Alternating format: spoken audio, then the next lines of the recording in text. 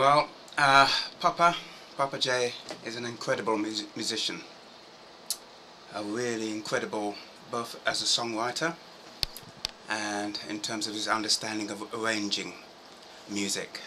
And it's really through Paapa Jeh that I got a sense of what African music is about. You know, in terms of its long structures. You know, it's just unlike Western music. I've met other African musicians, but more as like drummers or in other areas, you know, in like jazz, you know, but not like Paapa Jeh. Paapa Jeh is something else. I'm telling you. You know, it's just some of the songs I've done when I've played with him. You know, like CK. You know, the way he's able to mix different influences together, but still have that very African and Ghanaian feel. You know, that Ghanaian. You know, you just can't. I don't know. There's a special something about the way he puts his music together. Well, I've known Paapa Jeh since 1996, but to me it almost feels like an age, you know. Yeah, as a singer, it's incredible. He's able to hear all the different harmonies, you know, and it's one of the pleasures because I actually like harmonizing. And as a singer, Paapa Jeh is something else, you know. The way he's able to construct his harmonies, and the way he sings with passion, you know, and it puts so much passion and put so much. His songs are written in such a way that they really have meaning, you know, and I think the audience connects with Paapa Jeh because he brings such energy to what he does. I tell you, Paapa Jeh is in the tradition of performers who are big. You think Parliament? You think all the guys who wear outrageous costumes? I'm telling you, Paapa Jeh's like that. When you come to Paapa Jeh's show, I'm telling you, you won't, you know, you'll be goggle-eyed. Yeah? You know, fantastic.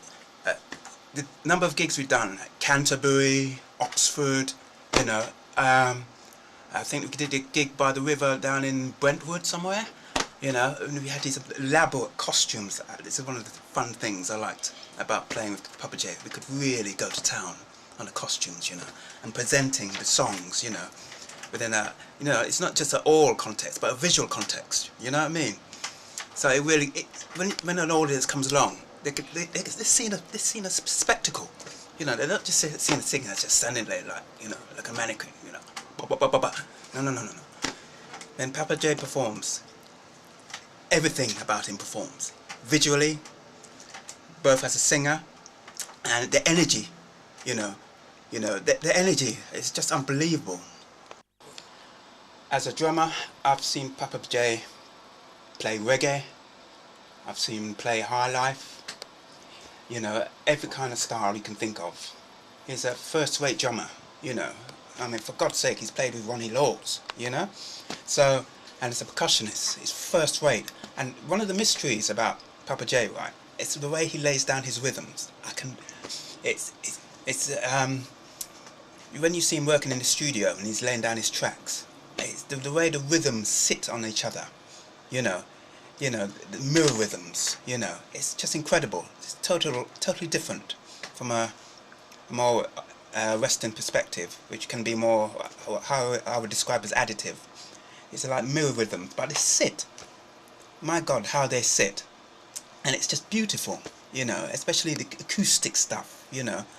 And then the vocals. There's a track called "Sweet Mama's Love," you know, where the rhythms interweave like a good, you know, like a good fabric, you know, they interweave, and you know, that's just fantastic, man. It's just fantastic working.